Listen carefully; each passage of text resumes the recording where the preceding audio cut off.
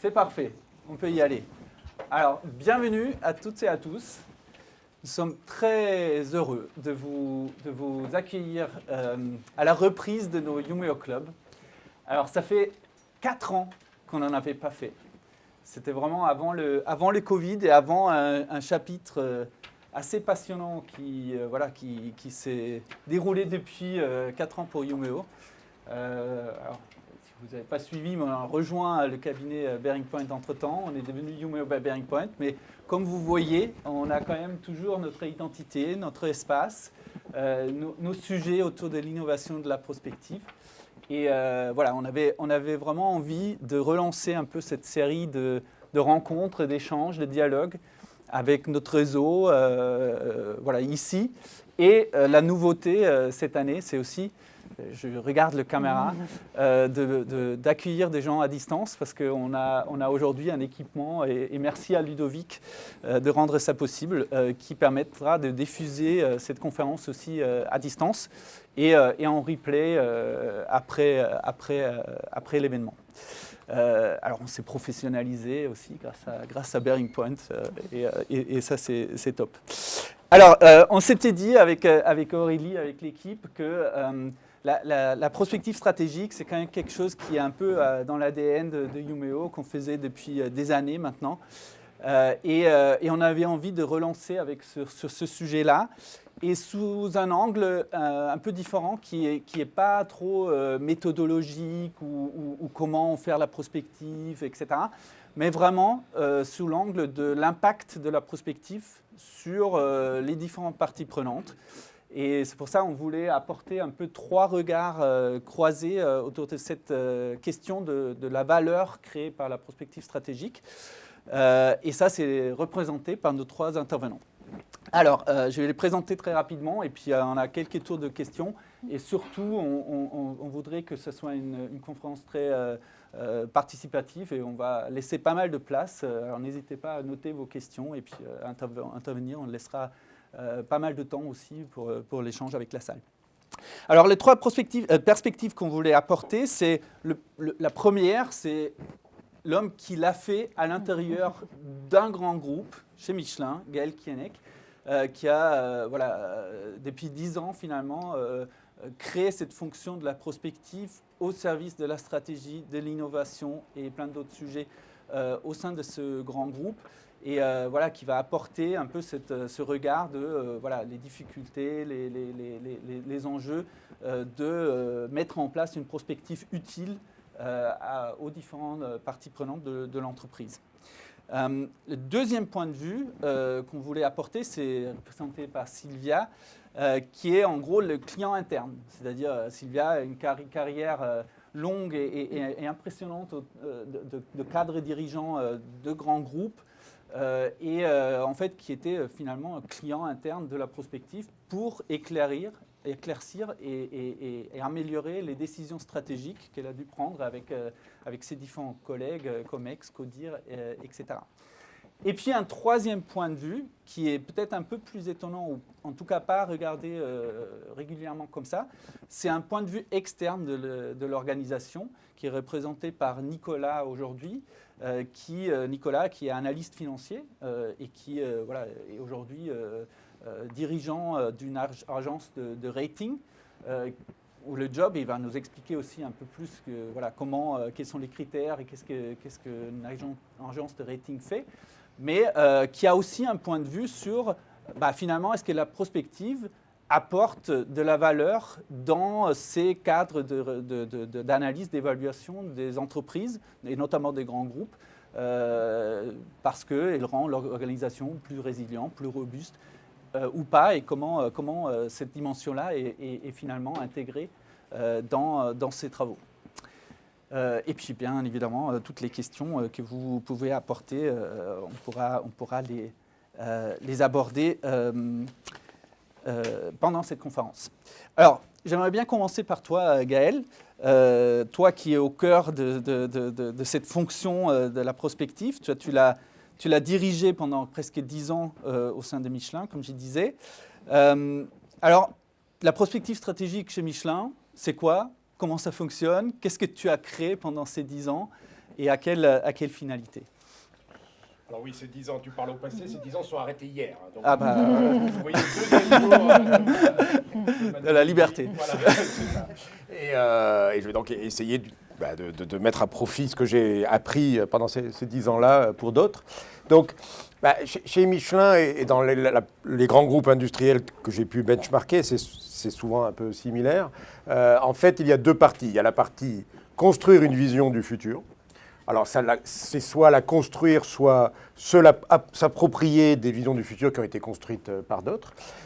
Et l'autre partie, et c'était à peu près moitié-moitié, c'est travailler avec l'entreprise pour la rendre utile à l'entreprise, depuis le COMEX ou des dirigeants jusqu'à des équipes dans des départements de recherche ou de quelque fonction que ce soit, parce qu'on pratique une prospective 360 degrés, c'est-à-dire potentiellement elle adresse tous les sujets. Alors je dis bien potentiellement parce que c'est une équipe de 4 personnes dans un groupe de 130 000 personnes.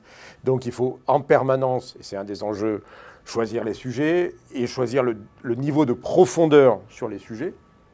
Parce qu'on peut avoir une veille générale et puis des fois il y a des points qui sont tellement critiques qu'il faut les approfondir beaucoup plus.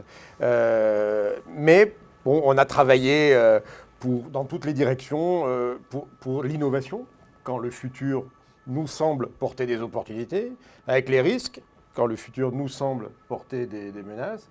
Et puis, dans plein d'autres cas, en fait, le futur n'est intrinsèquement ni une menace ni un risque. C'est une menace ce sont des raisons de changer, c'est une menace si on ne fait rien. Et c'est une opportunité si on fait mieux que les autres. Et donc là, on travaille aussi bien avec les directions d'innovation, la DRH, la direction financière, toute la supply chain, par exemple, toutes sortes de sujets, depuis la géopolitique jusqu'à la sociologie, la technologie, les usages. Voilà. Donc, mais on passe beaucoup de temps à travailler ce qu'on appelle le so what. C'est-à-dire qu'il ne suffit pas de mettre sur la table d'un dirigeant ou d'une équipe opérationnelle un scénario pour qu'elle sache quoi en faire. Souvent, la prospective peut s'arrêter là parce qu'elle publie et puis elle dit, bon, maintenant, à vous de jouer. Ce à vous de jouer, en fait, il nécessite un accompagnement. Et dans les entreprises, c'est souvent ça que fait l'équipe prospective parce que pour faire cet accompagnement, il faut s'être approprié en profondeur cette vision. Souvent, ça aide de l'avoir faite, déjà, pour se l'approprier.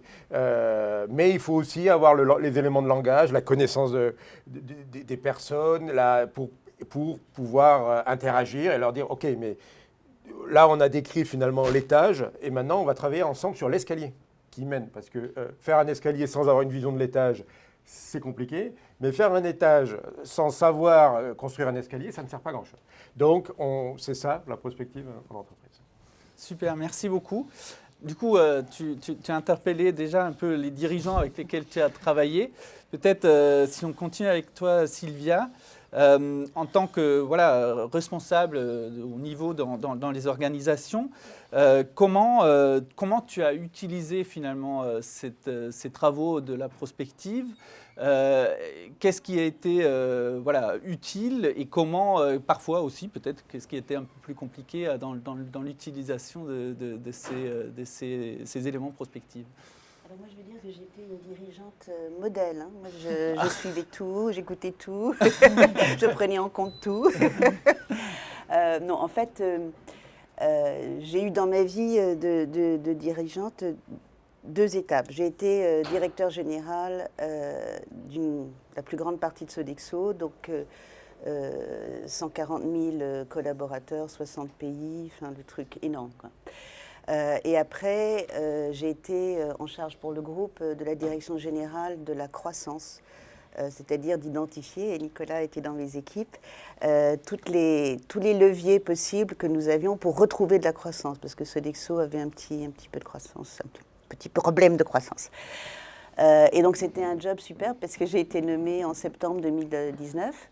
Et je suis allée au board en janvier 2020 pour leur dire les grandes idées que j'avais pour la croissance. Et le board m'a dit, mais il n'y a pas un truc qui se passe en Chine? Et j'ai dit, ben non, ben non, il n'y a pas de problème. Et donc en mars 2020, 95% du groupe était en rideau. On avait 70 000 personnes en chômage technique.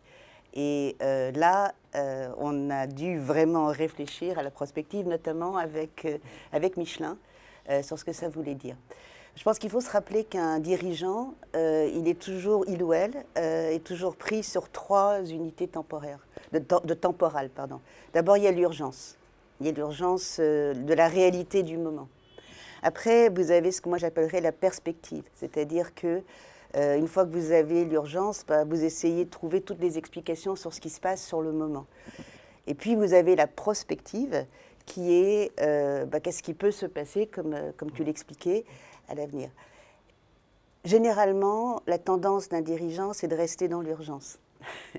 Et déjà, on se sent très, très sophistiqué quand on passe sur la perspective. Alors la prospective, je ne dis pas, parce que c'est loin et on ne sait pas très bien. Et donc, il y a une chose qui est très importante pour animer ça et pour assurer qu'un dirigeant reste absolument sur la prospective et anime les 3 temporalités, ça s'appelle l'ambition. Parce que si on n'est pas en train de constamment rappeler à une dirigeante ou un dirigeant quelle est l'ambition qu'on a pour une entreprise, alors on fait que du réactif ou du très court terme.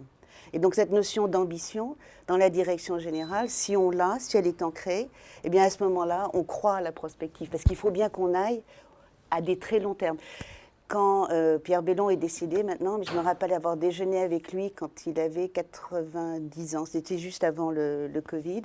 Il déjeunait tous les jours chez Sodexo. Tous les jours, il demandait aux gens comment ça se passait. Et il m'a expliqué ce que serait Sodexo dans 30 ans, quand il aurait 120 ans. Donc ça, ces dirigeants-là, ça fait des grandes entreprises. La difficulté, et c'est ce que tu demandais, comment on fait passer la chose, c'est qu'il faut pouvoir raisonner sur l'ambition et pas sur j'ai un truc intéressant à dire, parce que les trucs intéressants à dire, on les a tout le temps. Mais voici ce qui peut se passer par rapport à cette ambition que s'est fixée l'entreprise ou que tu t'es fixé et qui peut dérailler la chose ou la faire arriver plus vite. Et surtout, ce passage de la perspective à la prospective, il est très difficile parce que, je vous dis, on se sent déjà bon d'avoir passé ça. Et donc, je vais vous donner un exemple. On en parlait tout à l'heure sur Covid. En réalité, quand la crise Covid a frappé, et on était très prospectif, ça a toujours été très tourné vers la prospective chez Sodexo, c'est un dada de Pierre Bellon. En réalité, la seule vraie question pour nous, c'était la durée de la crise, ce que j'appellerais une perspective.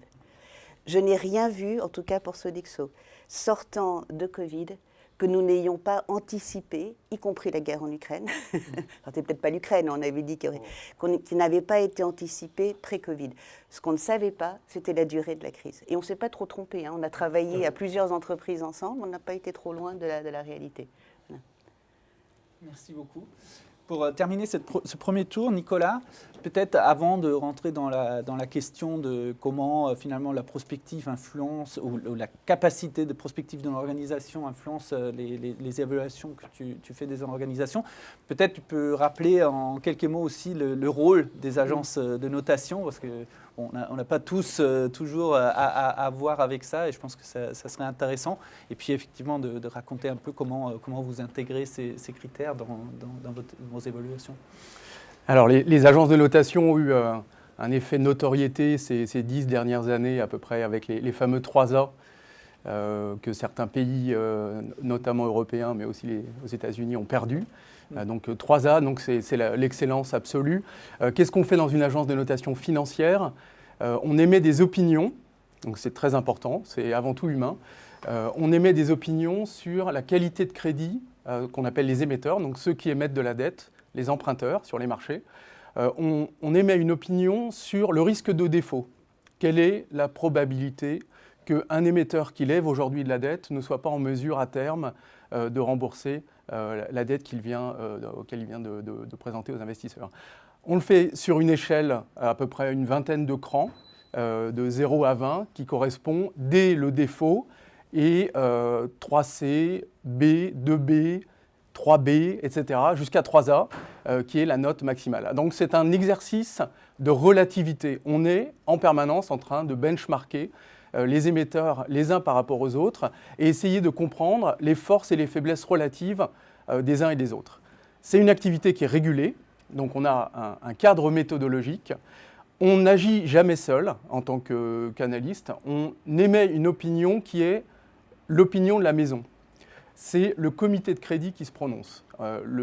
L'analyste responsable d'un portefeuille d'une note présente une recommandation qui est débattue, qui est votée, et on porte ensuite la note de l'entreprise.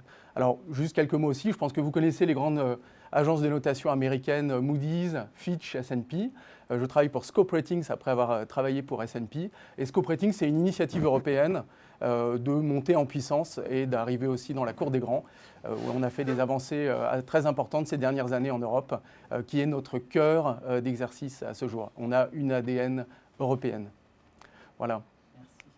Merci Nicolas. Alors peut-être pour rebondir directement, c'est vrai que par rapport au sujet de la prospective, comment est-ce que vous l'intégrez dans ces opinions, dans ces avis que tu mentionnes? Et est-ce qu'il y a eu un facteur déclencheur, de dire là, il faut vraiment qu'on intègre cette composante-là?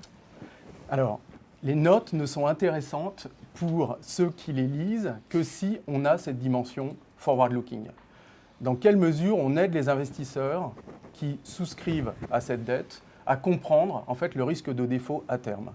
Alors, on a le risque climatique horizon 2050. On est, nous, plutôt, on va dire, 3 ans, 5 ans. Et bien sûr, c'est plus facile de prédire à 1 an ou 2 les perspectives d'évolution. Donc, c'est vraiment intrinsèque à la note. Qu'est-ce qui peut se produire à l'avenir? On a toujours cet effort dans nos méthodologies d'intégrer cette dimension forward-looking. Alors moi, je suis dans le secteur de notation des banques. Les banques émettent sur les marchés pour ensuite prêter. Est-ce qu'elles seront capables, à horizon donné, de rembourser leurs dettes également? Donc le sujet pour nous, on a 2 grandes dimensions dans nos méthodologies. On regarde le modèle d'affaires et on regarde le profil financier. Et c'est principalement en croisant ces 2 grandes dimensions qu'on arrive à la note finale. On décompose par tiroir les différents aspects du profil financier et du modèle d'affaires pour arriver à la note finale.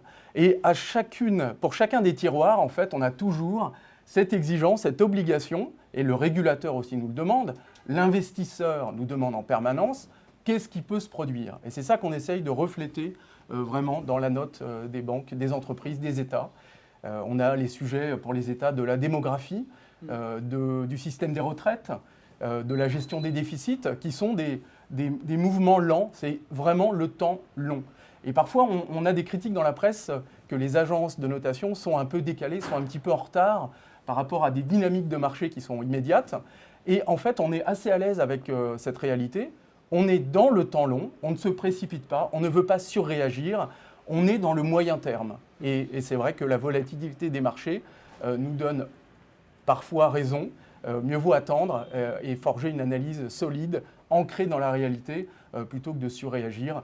On a vu la volatilité, par exemple, ces derniers jours. Voilà, c'est très intéressant d'essayer de décrypter ce que les investisseurs, les acteurs sur les marchés ont en tête et en même temps garder son sang-froid et se demander à un horizon un peu plus éloigné comment les choses peuvent évoluer. Donc la prospective, elle est vraiment au cœur de ce que l'on fait. Et je dirais juste que cette prospective au niveau des entreprises aussi qu'on cherche à analyser, pour nous, ce qui est très important, c'est de voir comment la prospective au sein d'une entreprise perle au niveau de la définition de sa stratégie, qui est peut-être une dimension qui pour nous est plus facile à appréhender.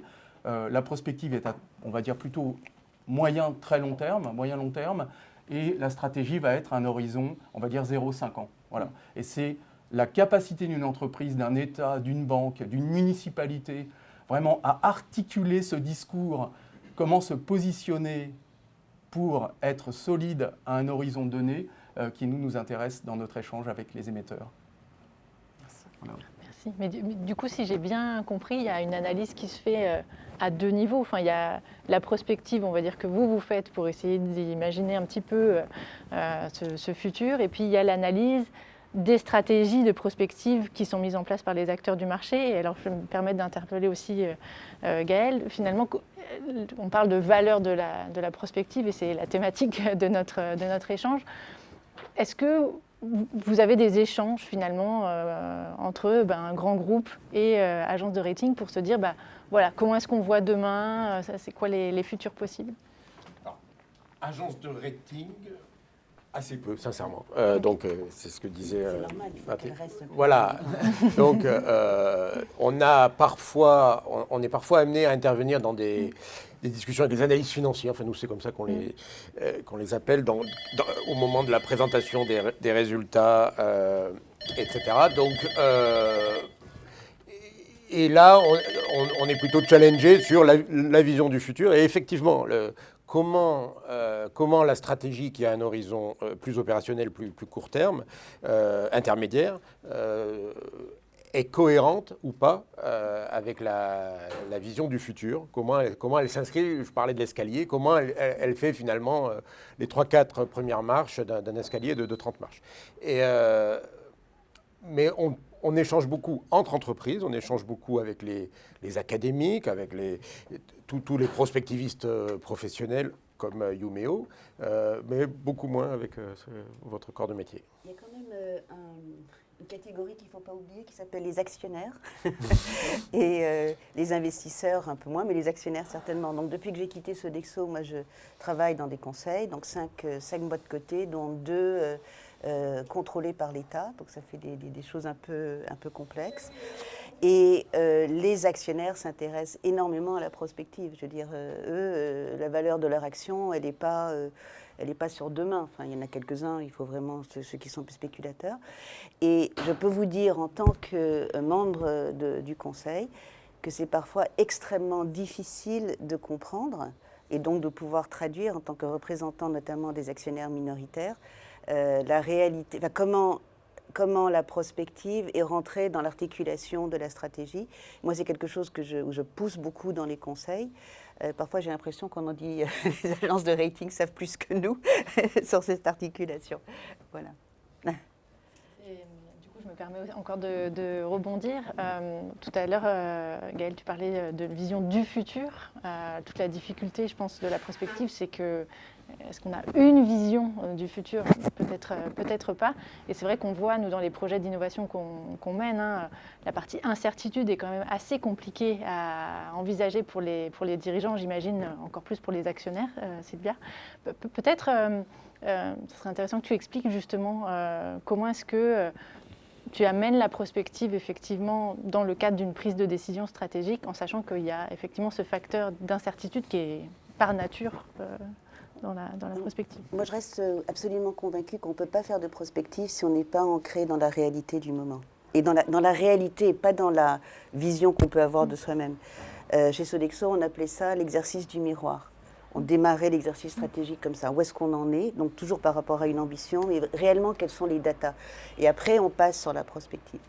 Quand on est ancré dans la réalité, on est ancré dans une certitude. Votre action, elle monte ou elle ne monte pas. Votre croissance, elle est là ou elle n'est pas là. D'accord? Et après, on peut aller dans des cônes, ce qu'on appelle des cônes d'incertitude, qui sont de plus en plus larges.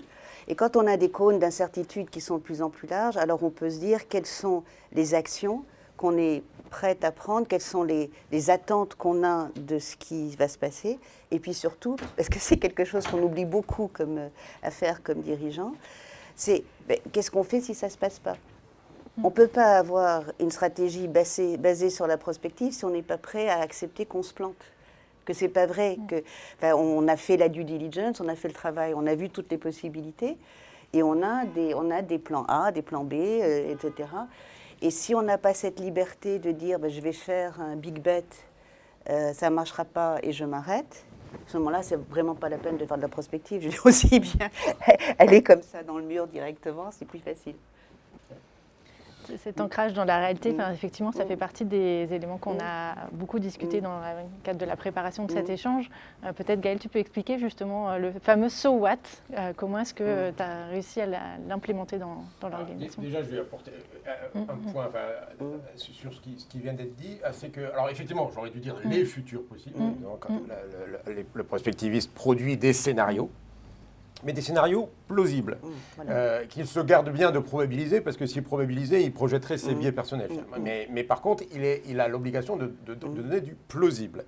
Et donc, on parle beaucoup de la gestion de l'incertitude, du cône d'incertitude, mais des fois aussi, le prospectiviste est là pour rappeler des certitudes. Parce qu'il y a des certitudes.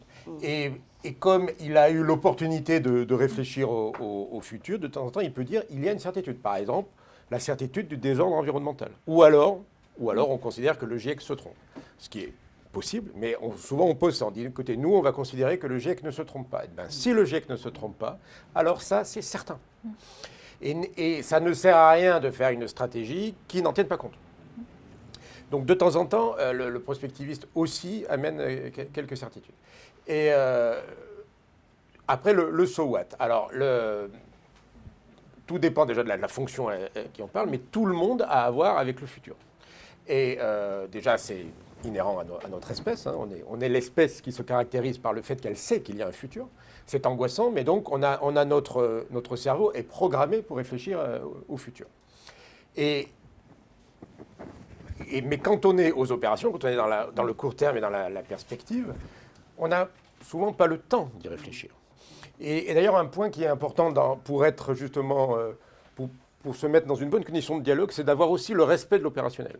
Moi, j'ai fait de l'opérationnel, j'ai été au front commercialement parlant. Tu es chef d'entreprise, il y a des tâches du quotidien, qu'on le veuille ou non, qui s'imposent à nous. C'est important d'avoir le respect du front et de surtout pas tomber dans oui, ok, c'est des gros bourrins, ils réfléchissent qu'à court terme. Non, c'est pas une question de gros bourrins, c'est qu'on meurt à court terme. Donc c'est normal de s'occuper du court terme. Voilà. Par contre, nous avons, nous, la chance immense d'être payés pour lever les yeux. Donc faisons-leur profiter de cette chance. Disons, ben voilà, moi que vous avez payé pour lever les yeux, ben voilà, j'ai pensé qu'il pouvait se passer ça. Et donc s'il se passait ça, alors voilà, on passe des futurs à un futur, parce qu'en général, effectivement, on les travaille scénario par scénario. Ben, s'il se passait là, est-ce que ce que vous avez prévu de faire, ça va dans le bon sens ou pas?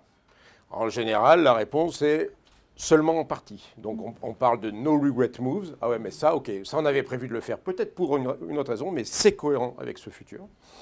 Et puis là par contre, c'est peut-être moins cohérent, ou du moins, souvent, on va jouer sur les priorisations. C'est-à-dire que c'est rarement des choses absurdes qui ont été prévues, mais ça peut être des choses qu'on avait mis en priorité absolue, rétrograde, et d'autres remontent. Et c'est dans ces réglages fins que se fait la valeur distinctive d'une stratégie qui marche ou qui ne marche pas. Donc souvent, voilà, il y a plusieurs types d'exercices. Il y a des exercices plutôt de critique, de strategic fit. Voilà, je t'amène un scénario, en quoi ta stratégie t'y prépare ou pas. Il y a des exercices de créativité, donc sur l'innovation, mais l'innovation dans tous les sens du terme. L'innovation marché, ça peut être l'innovation managériale. Okay, qu'est-ce que tu pourrais faire qui te préparerait mieux à ce futur? Voilà, c'est ce type d'exercice et de dialogue et beaucoup de réponses à des questions et des exercices qui sont d'une durée très variable. Ça peut aller d'1 heure à 2 jours. Donc évidemment, ce n'est pas du tout le même exercice, mais fondamentalement, c'est la même idée. C'est j'amène une hypothèse et je vois en quoi je suis en train de m'y préparer ou pas. Peut-être avant, et préparez-vous, avant de passer la parole à la salle, une question un peu pareille pour tous les trois, et je vous laisse dire qui voudrait répondre en premier. Est-ce que vous auriez un exemple concret où votre regard sur la prospective ou la prospective a apporté un éclairage particulier, une décision spécifique ou un travail avec une unité qui vous a marqué? Est-ce que vous pourriez partager ça? Alors, je veux bien commencer. Alors, peut-être 2 exemples que je trouve, moi, qui m'ont inspiré parmi les banques que j'ai rencontrées, notées. Le premier, c'est par rapport au risque climatique. L'exemple de Rabobank, qui est une des grandes banques néerlandaises, qui est à la fois une grande banque retail sur le marché néerlandais, et en même temps qui a pour ambition d'être la banque de l'industrie agroalimentaire dans le monde, d'être le leader. Et ce que j'ai trouvé vraiment d'intéressant dans le dialogue avec cette banque, c'est la prise en compte du risque climatique, qui est quelque chose à long terme. On parle de 2050, peut-être que l'horizon est plus éloigné, peut-être qu'il est plus immédiat aussi. Comment est-ce qu'une banque qui cherche à financer à travers le monde l'agriculture, donc qui est exposée vraiment au risque physique, en termes de risque climatique, comment est-ce qu'elle va assurer sa pérennité, la stabilité de ses revenus, la capacité à se projeter, à accompagner ses clients. On a dans le secteur bancaire une notion qui est apparue il n'y a pas si longtemps, la notion de stranded assets. Les actifs échoués, bloqués, ce sont des actifs qui, à terme, n'auront aucune valeur. Donc, pour une banque, peut-on financer, enfin, on ne peut pas se permettre de financer des actifs qui, à terme, n'auront aucune valeur de marché.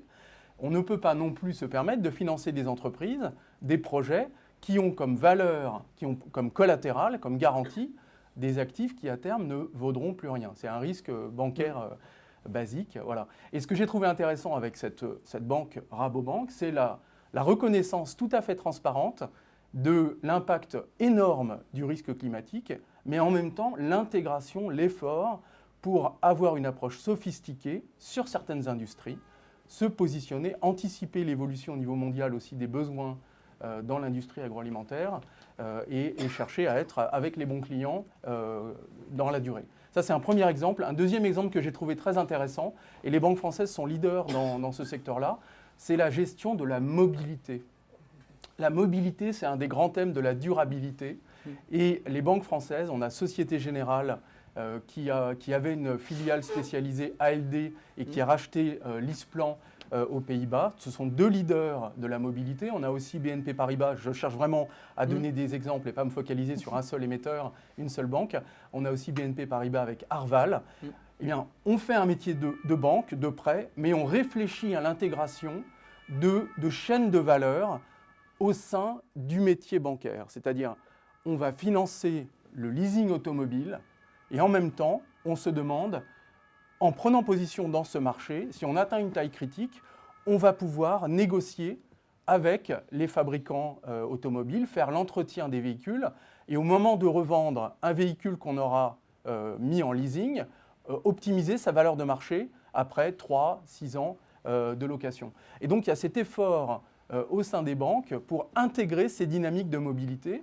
Est-ce qu'on va vers les véhicules électriques? Est-ce qu'on va vers les véhicules thermiques? Comment est-ce qu'on anticipe en fait, les besoins de clientèle, les besoins d'entreprise, les contraintes réglementaires d'un pays à l'autre pour avoir un profil, un modèle d'affaires diversifié et assurer sa pérennité à travers le temps. Et ça, c'est vraiment cette articulation, ce positionnement, je trouve, des banques françaises sur la mobilité, je trouve que c'est assez exemplaire. Après, on n'est pas à l'abri de surprises, bien sûr. Il faut anticiper les dynamiques de certains marchés et on a parfois de la volatilité, bien sûr. Par exemple, la valeur de revente des véhicules, on a vu ça avec les véhicules électriques. La technologie n'est pas encore tout à fait stabilisée. Donc voilà, ce sont des défis technologiques très intéressants. Il y a énormément d'autres exemples auxquels les banques sont confrontées. Le digital également, c'en est un. Est-ce qu'on garde des agences ou pas? On supprime toutes les agences dans certains pays, on passe en vidéo. En France, on maintient aussi, parce qu'on a des groupes coopératifs qui sont très attachés au lien local, on maintient la présence physique, mais ce sont aussi des réflexions à terme. Est-ce qu'on aura encore des agences bancaires ou est-ce que le métier d'agence va s'élargir? On a vu la Poste aussi. Voilà, c'est très foisonnant toutes ces réflexions, mais passionnant. Merci beaucoup, Nicolas. Je réponds. Si tu es prêt. Bah écoute, en fait, du coup, en écoutant Nicolas, moi j'ai envie de prendre un exemple qu'on a travaillé ensemble, justement, parce que j'avais peut-être pensé à d'autres, mais parce que j'ai la faiblesse de penser qu'il y en a plusieurs, mais parce qu'il est intéressant à plusieurs titres, et notamment sur ce que tu disais sur les échelles de temps. Donc en fait, on a travaillé, comme beaucoup d'entreprises, mais il se trouve qu'on était dans un groupe de travail ensemble avec Sylvia, sur le Covid. Mais alors le Covid, vraiment, imaginez, enfin si vous vous rappelez, de mars 2020, le Covid, mais surtout le confinement, en fait, la sidération, elle était surtout sur le confinement. Et donc, qu'est-ce qui va se passer, etc. Et donc, les entreprises, alors c'était pire, je pense, pour Sodexo que pour Michelin, mais Michelin était très affecté aussi. Et donc, combien de temps ça va durer? Qu'est-ce qu'il y a au bout, quoi, finalement? Et là, et au même moment, si vous vous rappelez, on était bombardé, enfin, moi, en tant que directeur de la prospective, j'étais littéralement bombardé de mails par des consultants sur la grande métamorphose, sur le nouveau monde, sur plus rien ne sera jamais pareil, et je vais vous aider à savoir comment ce sera, etc. Et donc, voilà, et on était dans ce tourbillon littéralement, et tout en étant manager, en réglant les questions d'angoisse par rapport à toutes ces questions. Enfin, on est dans ce moment-là. Et là, on nous demande de faire des scénarios. Et donc, ça, c'est notre métier. Et on a croisé un certain nombre de paramètres. Et je ne vais pas décrire toute la démarche, mais on a imaginé plusieurs scénarios, mais dont le scénario de la crise courte. Et ce scénario, je peux vous dire qu'il n'était jamais évoqué dans les fameux mails. Jamais, jamais. Et on a commencé à raisonner. On s'est dit, et si c'est la crise courte, finalement, la probabilité que le monde d'après ressemble furieusement au monde d'avant, à quelques détails importants près, elle est très élevée. Et donc, la question devenait, qu'est-ce qui pourrait faire que la crise est courte ? Et donc là, on a réfléchi, et bien sûr, on n'a pas de médecin du tout dans l'équipe prospective de Michelin, mais on s'est dit, on a à un moment donné, on s'est dit, on va quand même interroger un médecin. Donc, autre enseignement, le prospectivisme, c'est aussi une fenêtre sur l'extérieur qui va aller chercher des compétences qu'il n'a pas pour juste discuter. Et la bonne nouvelle, c'est qu'en général, les gens sont passionnés par leur métier et acceptent de discuter. Et donc, un médecin de médecin, et jusqu'à ce qu'il y en ait un qui glisse au détour d'une phrase, oui, enfin, ça dépend, sauf si on trouve le vaccin vite. Alors là, il faut avoir un réflexe de prospectiviste. Ah bon, vous avez dit quoi là ? Oui, parce qu'il y a des gens qui parlent d'un truc, là, ARN messager, je n'ai toujours pas compris ce que c'était, peu importe, qui ferait que ça irait beaucoup plus vite. Ah bon ? Alors là, on tire le fil et puis on se rend compte qu'en fait, oui, il y a des recherches là-dessus et que peut-être, que personne n'y croit, mais enfin, sauf les chercheurs qui sont dessus. Donc on dit, le scénario a une certaine plausibilité. Et on l'a mis. Alors évidemment, personne n'y a cru. Non, ça n'arrive jamais. Oui, ok, mais on va quand même l'étudier. Donc dans ce cas-là, qu'est-ce qu'il faudrait faire, etc. Et puis finalement, les événements se sont enclenchés. Et finalement, c'est à peu près ça qui s'est passé, c'est-à-dire qu'en fait, la crise a été incroyablement plus courte que ce qui était anticipé par la plupart. Et donc, qu'est-ce que ça a eu comme conséquence ? Ça a eu comme conséquence que quand il s'est avéré que ce vaccin commençait à sortir, si vous vous rappelez l'actualité, qu'il serait partagé, que ci, que ça, à ce moment-là, ceux qui avaient réfléchi à la crise courte ont commencé à réfléchir au redémarrage de l'activité. Et là, on revient sur le très court terme, parce qu'une activité, alors une usine de pneus, je ne sais pas dans ton domaine, mais une usine de pneus, ça ne se démarre pas comme ça. Les gens, on les a renvoyés chez eux, les machines, elles sont arrêtées, il faut refaire tout un plan. Et là, le seul fait d'avoir pensé que c'était possible, ces plans ont commencé à être construits. Ça, c'est l'Europe. Et à contrario, bien que nous soyons la prospective d'un département, d'une entreprise mondiale, on parle pour tout un tas de raisons, plus aux Européens qu'aux Américains. Pour Michelin, c'est à peu près de la même taille. L'Amérique du Nord, c'est à peu près l'équivalent de l'Europe en termes d'enjeux. Et là, on leur parlait peu. Et donc cet exercice de scénario, on l'avait certes fait au COMEX, mais on ne l'avait jamais présenté aux équipes américaines. On l'avait présenté à une quinzaine d'équipes européennes de différents services, 0 entreprise américaine. Eh bien, qu'est-ce qui s'est passé ? Et ça, c'est factuel, et ça s'est traduit par des centaines de milliers d'euros de chiffres.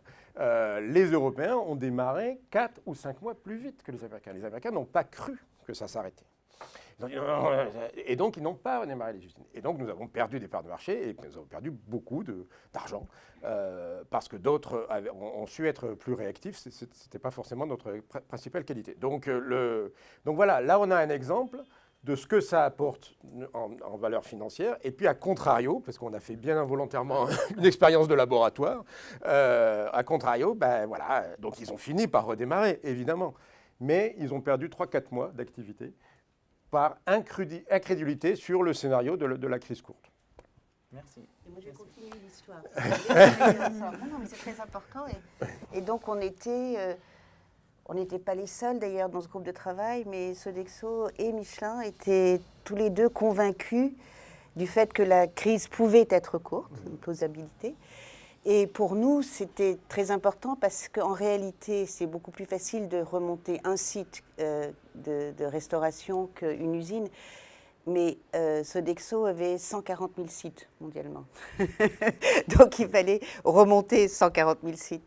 Lesquels, comment, sous quel... Et alors, Ce que ça nous a permis de faire, c'est de réfléchir à toutes sortes de scénarios de productivité, parce qu'on savait 3 choses qui venaient d'avant Covid, et ça, c'était la prospective. On savait qu'il y aurait fondamentalement un problème sur les ressources humaines et sur l'accessibilité aux talents, et notamment, c'était déjà le cas avant Covid, mais qu'avec Covid, on n'aurait plus du frontline. Les gens ne voudraient plus revenir au travail. Exactement ce qui s'est passé. On savait aussi, on avait déjà commencé à travailler sur le télétravail, notamment en France, parce qu'on voyait ça venir. Donc on s'est dit, ça va remonter, ça va repartir, mais ça ne va pas repartir à 5 jours par semaine. Et on avait beaucoup travaillé la mobilité, parce qu'on savait que la mobilité, c'était le premier frein pour que les gens rentrent au travail. Et donc on avait toutes sortes d'hypothèses là-dessus. Ça nous a permis de construire une offre qui a été courte dans son temps, parce que c'était vraiment une offre de reprise qu'on a appelée Rise with Sodexo, qui était une offre, on a fait rentrer Bureau Veritas, on a fait certifier, c'était une offre vraiment pour que partout dans le monde, les gens puissent inciter à retourner au travail, qui après a débouché sur toute la transformation des modèles de production chez Sodexo, qu'on avait déjà vu, mais ça a permis de lancer ça. Et puis surtout, ça aboutit sur quelque chose qu'on n'avait pas du tout prévu, parce que ça arrive, ça aussi, la prospective permet d'arriver sur des choses qu'on n'avait pas vraiment prévues, qui était la scission des activités de titre et des activités de restauration sur site chez Sodexo. Parce qu'en faisant ce travail, en se disant de quoi aurait l'air une remontée en puissance rapide, on s'est rendu compte qu'en fait, il y avait très peu de synergie entre les deux, et il y avait des mouvements de perspective à long terme très différents entre les deux business. Quand on fait ça, stratégiquement, on sépare les business. Voilà, donc c'est le même départ, pas la même finalité. Mais donc c'est important d'être ensemble, mais c'est important de cumuler toutes les temporalités. Super, merci beaucoup. Du coup, à vous de jouer. Et je pense qu'on a aussi quelqu'un qui observe un peu les questions à distance, s'il y en a. Mais allez-y. Qui veut se lancer? Moi, j'ai une question. Quel est le bon... Enfin, est-ce qu'il y a un type d'organisation qui est plus apte à avoir une lecture de cette valeur de la prospective? Est-ce qu'il y a un... Merci. Ça, c'est l'urgence. C'est bon. C'est juste pour les gens à distance. La question est de savoir s'il y a une configuration d'organisation, une forme d'organisation, un type de capital, de forme capitalistique d'une organisation plus apte à effectivement embrasser la valeur de la prospective et sa valeur sur le long terme, effectivement. Et pour tout le monde.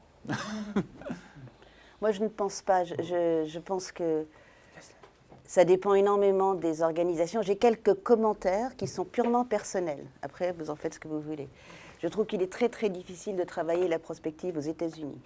C'est un pays qui est, pour une raison X, est tourné sur la rupture, mais pas sur vraiment la prospective dans le temps. Alors peut-être que c'est parce que les entreprises européennes ont du mal à communiquer avec les Américains. Donc je dirais qu'en termes d'organisation, ça veut dire que d'avoir des gens aux États-Unis, c'est déjà très important. Et puis après, je pense que c'est beaucoup... Il y a des process. Il y a des process. C'est pas je me lève un jour et je pense à quelque chose. Donc je pense que c'est plutôt une organisation qui permet à un process de s'exprimer, mais selon les entreprises, ça peut être différents types d'organisations. Oui, je ne sais pas si la nature de l'organisation, au sens où tu l'entends, a un rôle, mais par contre, la personnalité, la nature de l'actionnariat, je pense, en a un. Et donc, j'imagine que quand vous avez des actionnaires très court-termistes, qui sont là pour faire une opération spéculative sur 1 an ou 2, je ne vois pas l'intérêt pour eux de développer de la prospective. Nous, on a la chance chez Michelin d'avoir des actionnaires plutôt orientés long terme, qui ont besoin d'une performance sur le long terme, que des gens comme Nicolas vont éclairer. Donc je pense, j'aurais l'impression que c'est ça le critère distinctif, indépendamment après de la structure juridique. Tu vois ce que tu en penses? Alors moi, mon expérience, c'est peut-être une question de taille de l'entreprise. On va avoir peut-être un directeur de la stratégie dédié, des équipes qui vont se préoccuper du futur de l'entreprise, suivant la taille de l'entreprise et des moyens qu'elle peut allouer, au-delà des priorités immédiates de gestion de l'entreprise, à ces problématiques à long terme. Donc je dirais, j'ai l'impression quand même que l'agilité par rapport au futur, elle est plus forte chez les grands groupes qui ont la capacité à se projeter et à se positionner sur les nouveaux marchés, peut-être avant les autres, qui ont un horizon plus ciblé peut-être. C'est ma perception dans le secteur bancaire. Oui, j'avais une question. J'ai pratiqué plusieurs fois avec Martin d'ailleurs, parfois la prospective, et ça m'a fait un peu des retours. En fait, j'ai trouvé qu'on imagine beaucoup le passé aujourd'hui à partir du présent. Hein. Si vous étiez en 1788, vous n'aviez aucune idée de ce qui allait se passer en 1789. Par contre, aujourd'hui, on explique en regardant ces années-là que c'était prévu d'avance. Je pense qu'on fera pareil là, avec les élections en disant oui, depuis 2017, on avait tout vu, alors qu'en 2017, on n'avait rien vu. Et pour le futur, c'est pareil. C'est-à-dire qu'on fabrique beaucoup le futur à partir du présent. Et est-ce que finalement, en le fabriquant à partir du présent, plus on va loin dans la vision, plus on crée de l'incertitude, de la peur, du manque d'envie de foncer, on crée de la déprime. Et je pense qu'il y a aussi ce côté-là, plus on va voir plus loin et plus on déprime tout le monde. Et finalement, on tue l'innovation, on tue l'envie, on tue le risque, parce que finalement, on ne prend pas trop... Et donc, je voulais savoir si vous aviez ce type d'expérience et comment on lutte contre ça, cette espèce de peur de demain qui, plus tu me le montres, plus tu me fais peur. Alors moi, je peux répondre. Parce que j'ai eu cette expérience en entretien d'entreprise. En fait, dans le cadre de la notation, les entreprises que l'on note, on les rencontre, on a un dialogue pour qu'ils nous expliquent. Alors bien sûr, c'est le concours de beauté, et après, c'est à nous de faire la part des choses. Mais j'ai eu cette réponse. En fait, la notation de crédit, c'est le risque de défaut. Qu'est-ce qui va mal se passer, en fait? Et donc, on a souvent, j'ai eu ce retour une fois, que notre discours était anxiogène, parce qu'on cherche le downside. Alors, je pense qu'on cherche quand même en même temps la résilience. Je pense que c'est le côté positif. Et on a des 3A. C'est possible d'avoir la meilleure note. Donc, c'est ça aussi, c'est le positionnement sur une échelle. Alors, chaque note est assortie d'une perspective stable. Probablement, la note ne changera pas à un certain horizon. Perspective négative ou perspective positive.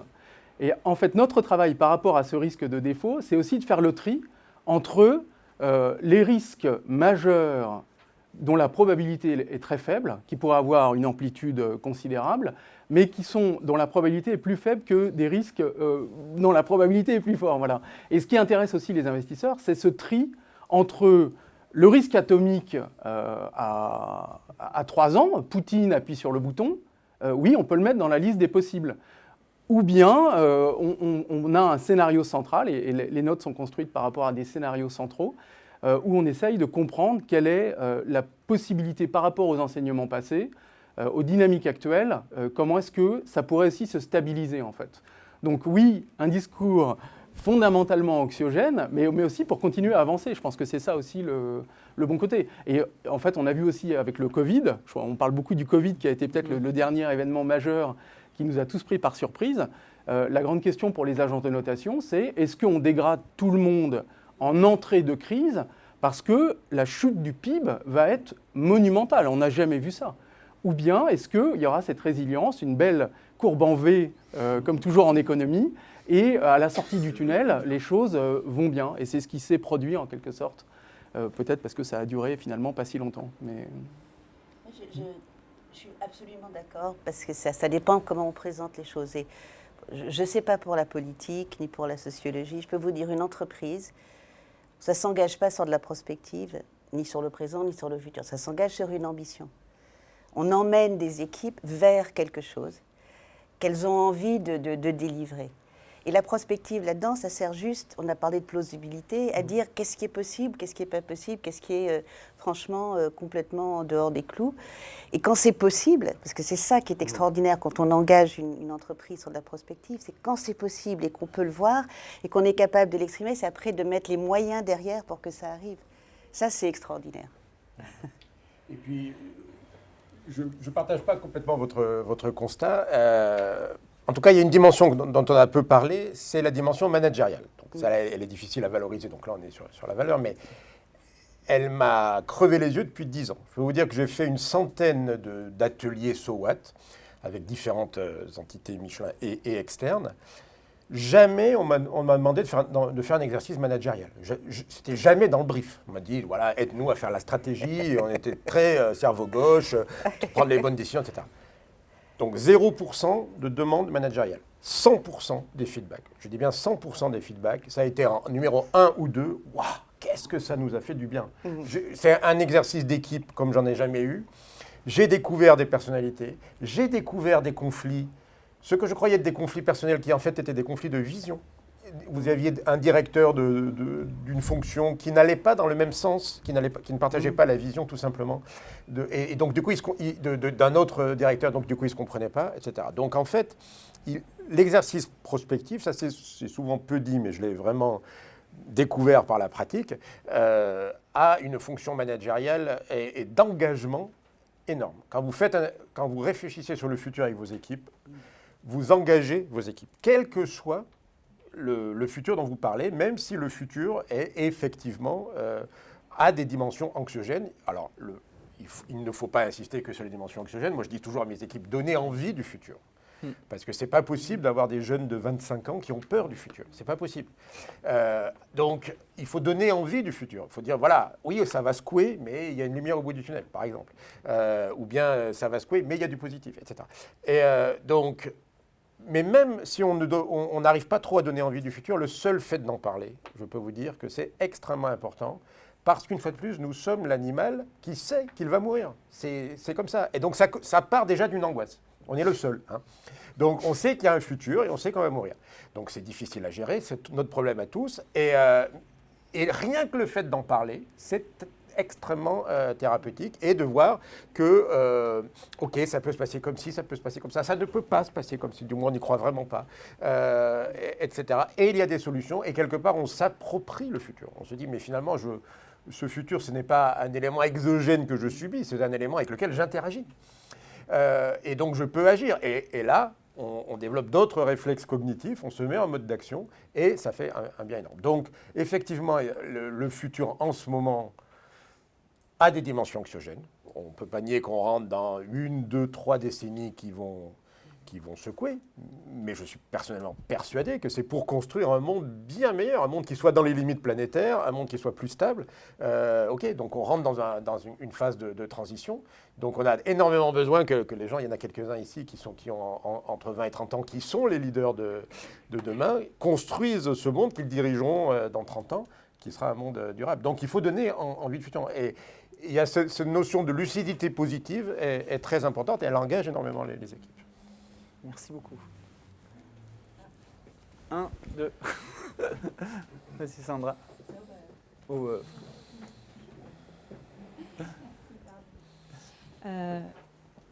Bonjour, donc moi Sandra, je suis experte en transformation et actuellement prospectiviste, enfin responsable prospective à la Banque de France. Je voulais juste revenir sur des choses qui ont été dites, qui me font, qui émanent beaucoup de choses en moi.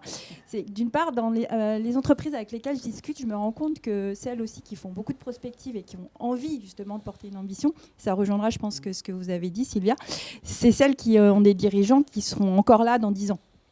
Des boîtes qui appartiennent à des familles, enfin voilà, qui ont envie de transmettre quelque chose. Parce que c'est vrai que c'est toujours difficile quand le dirigeant il est de passage, hein, c'est un peu comme nos hommes politiques, ils ont du mal à se projeter très loin, et donc avec des décisions qui peuvent être courtes, moyennes termistes. Je ne dis pas que c'est les seuls, mais en tout cas ça influence beaucoup. À la banque, et nous, et pour aussi revenir sur ce sujet, quel type d'organisation, à la Banque de France, je dirais qu'il y a 2 orientations, c'est que en interne, on est très peu porté sur la prospective, voire même sur la perspective. C'est des sujets qui font peur parce qu'on travaille dans le temps long. Les décisions doivent être mûries, mais du coup, on prend le temps de recueillir des éléments et pas forcément en se projetant très loin. Par contre, il y a certaines missions à la banque qui travaillent sur justement le futur de l'économie, etc., qui sont dans la perspective depuis longtemps et qui ont envie de faire ce petit changement et d'aller sur la prospective avec la difficulté de la culture de l'entreprise. Bon, j'en viens à ma question, je suis désolée d'avoir fait un petit contour. Pour Nicolas, parce que du coup, ce qui m'intéresse, c'est vous, dans votre notation, et c'est vraiment intéressé pour le coup, vous avez un système de notation qui a pris en compte ces démarches de façon précise, ou c'est plus une estimation de comment l'entreprise réagit au risque? Et dans ce que vous avez déjà pu voir, est-ce que réellement, parce que je crois que c'était dit en introduction, les entreprises qui sont résilientes et qui se projettent sont meilleures en termes de notes? Alors d'abord, je pense qu'elles sont plus convaincantes. Et ça restera la notation un exercice humain. Donc avoir en face de nous des dirigeants d'entreprise qui sont capables d'avoir cette capacité à se projeter avec un discours articulé, sophistiqué, je trouve personnellement ça très convaincant. Comment est-ce que nous, on le capture? En fait, il y a peut-être deux grands axes. Il y a la dimension qualitative et la dimension quantitative. Donc, on a parlé tout à l'heure du management, en fait, et c'est quelque chose auquel nous, on est très sensibles. Alors, ce n'est pas toujours facile à expliquer, mais la qualité du management, c'est quelque chose dont on parle en comité. Quelle est la capacité à se projeter? Est-ce que les dirigeants maîtrisent leur sujet? Est-ce que le conseil d'administration est fait de directeurs qui ont chacun une expertise sur un aspect de l'entreprise et donc l'ensemble, globalement, c'est une source de valeur pour l'entreprise? Là, c'est du qualitatif. On se fait une opinion à force de rencontrer des dirigeants, de les voir en poste, les uns par rapport aux autres. Et je trouve qu'en général, ils ont quand même cette vision à long terme, même si parfois les objectifs sont court terme. On a cette première dimension. Et après, d'un point de vue quantitatif, la traduction dans la stratégie financière d'une entreprise, qu'est-ce qu'on veut maintenir comme objectif de rentabilité? Il y a des groupes coopératifs qui ont un retour sur fonds propres qui est très bas par rapport à des entreprises cotées. Est-ce que c'est un sujet pour nous qui faisons de l'analyse financière? Non, si on investit dans l'entreprise, on se projette à long terme et que les résultats servent à être réinvestis dans l'entreprise. Donc, c'est un exemple, on a la gestion des fonds propres qui, je trouve, est pour les banques très important comme coussin pour amortir les chocs futurs. Donc on a le quantitatif et le qualitatif quand même pour se former une opinion. Nicolas. Je une petite chose très très rapide sur les groupes familiaux qui ont une perspective plus longue. Et je le dirais aussi pour les boîtes qui ont des fondateurs forts, il faut faire très attention à ne pas avoir une personnalisation de la prospective. Hein, et ça arrive aussi beaucoup. Moi, je voudrais revenir sur une question précédente sur cette idée de futur qui pourrait être déprimant. Même Gaëlle, vous parlez plus de le fait de croire en un certain futur. Donc il y a vraiment une idée de... en fait, c'est une question de décider le futur et qu'on ne sait pas ce qui va se passer ensuite. Et c'est peut-être plus une question qui est pour Sylvia, mais il y a toutes ces questions par rapport à une entreprise, quand vous prenez une décision par rapport au futur, est-ce qu'en soi, il n'y a pas des dissonances parfois avec vos actionnaires? Et comment vous faites, par exemple, pour les persuader ou même les convaincre en fait, d'aller vers un futur, une prospective qui vous correspond, mais qu'en soi, peut-être les actionnaires pourraient ne pas suivre? Comment ça peut se passer? Alors, je dirais que ça dépend vraiment de la structure du capital de l'entreprise. Quand c'est une entreprise cotée avec un actionnariat bien réparti, ça ressemble beaucoup à ce que disait Nicolas, c'est-à-dire que les actionnaires, ils sont assez charmés, séduits, peut-être même parfois trop, par la façon de pouvoir articuler une prospective. Donc là, ça se passe assez bien et la confiance se fait avec le management, d'autant plus que le management est capable de parler sur toutes les temporalités. Dans les groupes familiaux ou bien contrôlés, quand l'État vous contrôle, par exemple, ce sont des discussions différentes, mais c'est aussi la nature même de l'entreprise. On a des bénéfices de stabilité et de résilience à avoir des actionnariats forts. Il faut pouvoir aussi se donner les moyens de convaincre les actionnaires, les conseils. Moi, je suis toujours très sceptique sur un conseil. Je ne suis pas méchante, mais je demande, je veux savoir ce qu'il y a derrière.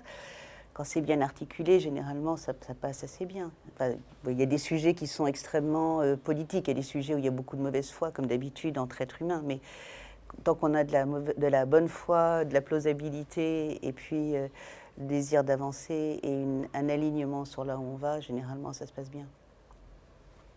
Merci. Je pense qu'il y a des questions à distance, Frédéric. Moi, j'ai une question de Stéphane Ducroquet. Alors d'abord, il mentionne qu'il partage le commentaire de Gaëlle quant à la valeur parfois négligée et au sens peu quantifiable de planter des graines à divers endroits de nos organisations. Et ensuite, donc, il a une question qui suit, qui est si les intervenants devaient construire une démarche prospective from scratch dans une organisation, quelles seraient les bonnes pratiques pour obtenir la confiance du top management et plus focalisé sur la fin du mois que sur la fin du monde?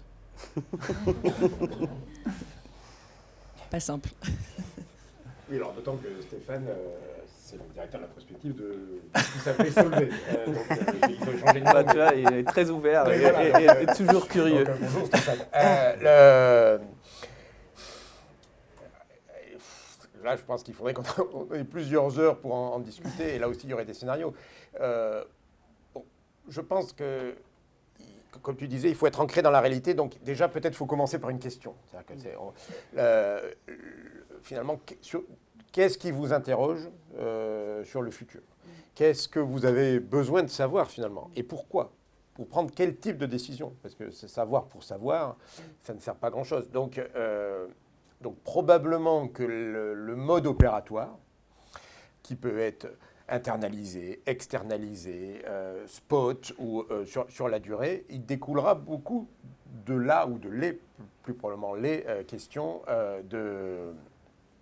qui sont à l'origine. Bon, nous, on a commencé comme ça et je pense que dans tous les cas, c'est comme ça. Donc soit il y a une question comme celle que tu mentionnes, la valeur d'une dette, soit il y a une question vers quoi j'innove, soit il y a une question est-ce que j'aurai de la main-d'œuvre, comment je pourrais opérer. Enfin, il faut partir d'une question plutôt que d'une fonction, en fait. Et la question crée la fonction. Voilà. Et donc, nous, quand on a créé la prospective, qu'est-ce qu'on a fait? On a fait le tour de la matrice Michelin qui fait en gros 50 cases entre les régions, les business, etc. Voilà. Et on a vu les 50 directeurs de cases et on leur a demandé qu'est-ce que tu attends de la prospective. Donc la réponse est en général très polie mais rien, en gros. OK. Et donc qu'est-ce que tu prends comme décision qui nécessiterait logiquement de savoir dans quel contexte tu évolueras dans 15 ans. Et là, c'est complètement différent. Et là, c'est ah ouais, je prends ça, stop, on ne sera jamais plus de 3 ou 4, donc on va s'arrêter, etc. Donc voilà, tout part de la question. Et il n'y a pas nécessairement un volume de questions, notamment tu parlais de taille d'entreprise, qui nécessite un service interne, et c'est pour ça qu'il y a des prestataires externes. Ça justifie, je pense, quand il y a un volume de questions qui fait qu'on peut internaliser avec tous les bénéfices que ça apporte, mais ce n'est pas une obligation d'internaliser. Voilà. Donc il vaut mieux partir de quelle est la décision que je dois prendre aujourd'hui qui a besoin d'être éclairée de ce qui est possible demain. Et après, on trouvera la meilleure manière de la traiter. Merci. Il y a peut-être un autre commentaire de l'audience en ligne. Donc déjà, c'est Esther Huguenel-Durand qui dit « La prospective n'est en rien prédictif, c'est une réflexion ». Et elle cite Abraham Lincoln qui dit « Le meilleur moyen de prédire l'avenir est de le créer ». Donc ça peut être pour ajouter ça. Et il y a Marguerite Arbet qui a posé une question. Selon vous, quelles sont les limites de la prospective et avez-vous des exemples de situations où vous en avez douté? C'est pas une question de doute, mais les limites de la prospective, c'est vraiment de savoir dans le temps qu'est-ce qui va se passer. C'est le temps. Le temps, c'est vraiment ce qui est le plus difficile à gérer parce que malheureusement, dans l'expérience humaine, y compris si on meurt avant la fin de la période de prospective, les choses se déroulent pas en silo, elles sont connectées. Donc si on n'arrive pas à trop voir dans le temps ce qui peut se passer, moi le meilleur exemple que j'ai, c'est vraiment la crise climatique. J'ai commencé ma carrière, j'étais en fait dans l'environnement en 1900 quelque chose, 83, 84. Et on parlait déjà de la crise climatique. Alors ça avait d'autres noms, on a parlé du trou d'ozone. Mais le problème, c'est que toutes ces choses-là, je sais qu'elles vont arriver. Je ne peux pas en douter. Mais est-ce que je sais quand elles vont arriver et donc exactement ce qui va se passer? Je peux faire que des scénarios plausibles. Et certains seront faux. Et d'autres seront justes, ou plus justes. Après, toute fonction a ses pièges, tout métier a ses pièges. Donc la prospective, elle peut être confrontée au piège de l'art pour l'art. Voilà, des fois, pour bouger les esprits, on a besoin de narration imaginative, esthétique. Et là, on est dans le risque, c'est pas du tout obligé, mais on peut perdre le contrôle et tomber dans l'esthétisme et oublier l'utilité, notamment dans la prospective d'entreprise. Il faut quand même que ça serve à quelque chose. Mais parfois, faire bouger les esprits, faire une belle narration, c'est utile à l'entreprise. Mais il ne faut jamais perdre quand même pourquoi on est là. On est bien là pour aider une entreprise à se préparer à son futur. Donc voilà, il peut y avoir le risque de l'art pour l'art. Après, il y a aussi un risque propre à toutes les fonctions d'influence, qui est la gestion de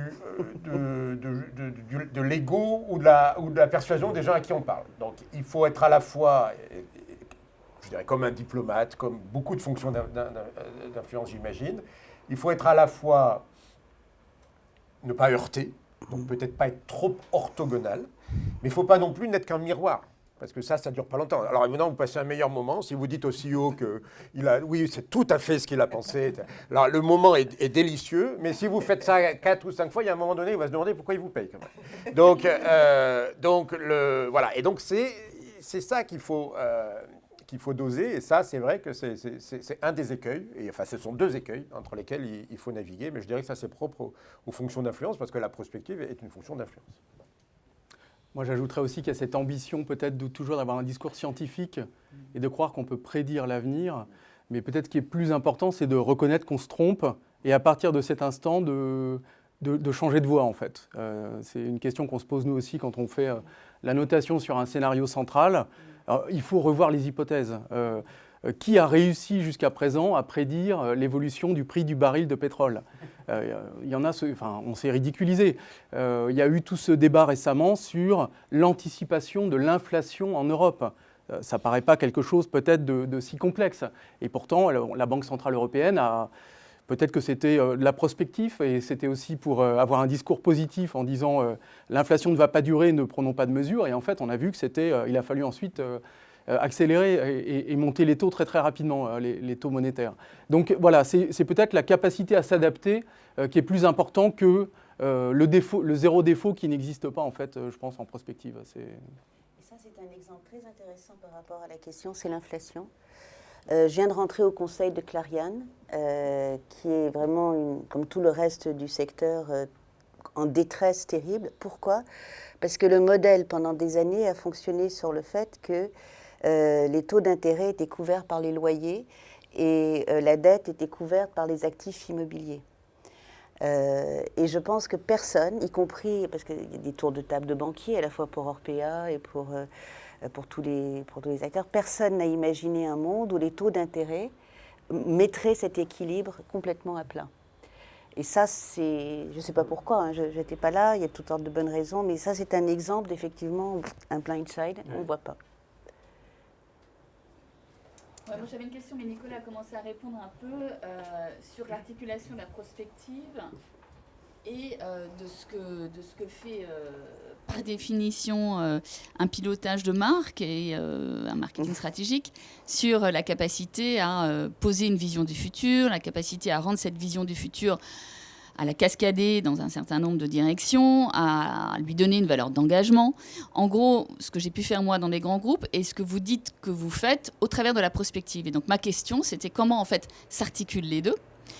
Quelle est la contribution spécifique de la prospective sur cette vision du futur versus ce que revendiquerait un pilotage de marque et la mise en musique d'une vision stratégique ? Voilà, donc est-ce que vous pouvez répondre à ce point-là, s'il a été clair ?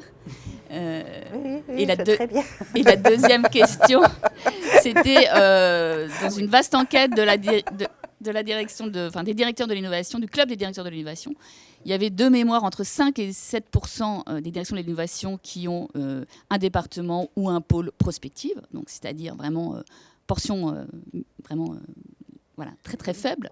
Donc comment vous expliquez en fait le fait que la prospective soit aussi peu finalement développée dans les directions de l'innovation en France et comment on peut aider à faire en sorte que la prospective existe dans ces directions de l'innovation. Merci Claire.